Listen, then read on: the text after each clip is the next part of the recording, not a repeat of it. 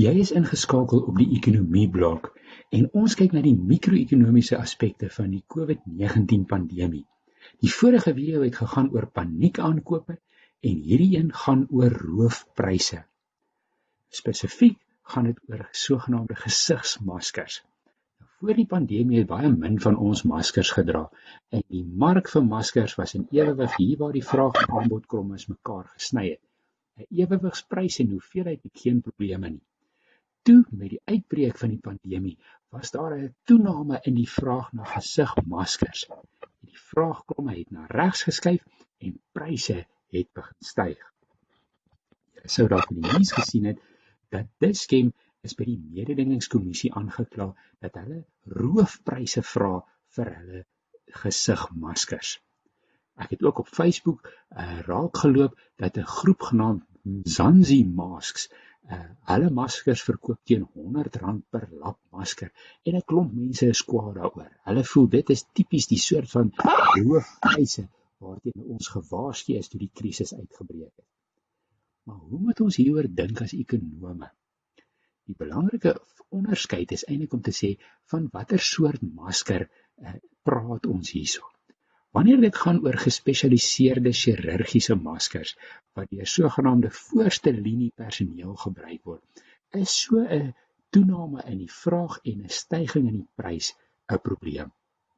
Ons wil nie graag hê dat aptekers of verkeerspolisie of enigiemand wat regtig 'n gespesialiseerde masker nodig het, baie duur daarvoor moet betaal en dalk nie daarvoor kan betaal nie.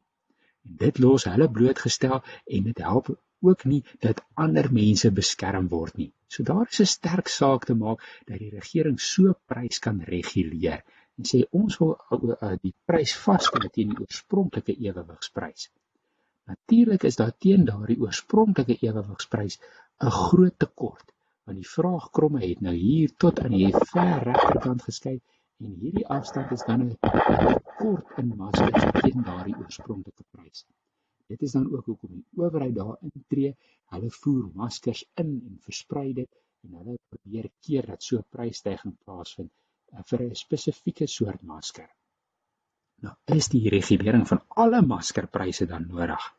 Eintlik nie, want hierdie maskers is nie 'n homogene produk nie. Daar is groot diversiteit in maskers en so 'n styging in die prys van maskers kan 'n belangrike pryssein wees vir produsente van gewone lapmaskers. En mens sien dit eintlik hierso in die tipe opmerkings wat reeds in hierdie Facebook-plasing gemaak is. Hier skryf Gloria dat dit vat ongeveer so 60 cm se materiaal en 15 minute om te maak. Hoekom sal ek dan nou R100 betaal? En dit is dan nou juis die rede hoekom dit nie nodig sou wees om hierdie prys te reguleer nie. Doodgewone mense sal begin om hulle eie maskers te vervaardig vir hulle self en party sal dit vervaardig vir die mark en so dit sal lei tot 'n toename in die aanbod van daardie gewone lapmaskers wat sal sorg dat die pryse laag bly. Dit is nie nodig om duur te betaal vir 'n lapmasker nie. Maak jou eie of koop een by iemand wat goedkoper is. En die markmeganisme is aan die werk. Om saam te vat, die argumente oor wanneer 'n prysvasstelling 'n roofprys is en wanneer dit nodig is vir die owerheid om in die mark in te meng, moet mens eers 'n bietjie ondersoek met jou mikro-ekonomiese toerusting voordat mens te vinnig 'n beleidsgevolgtrekking maak. Ek hoop julle vind hierdie mikro-ekonomie interessant. Bly ingeskakel by die ekonomieblok.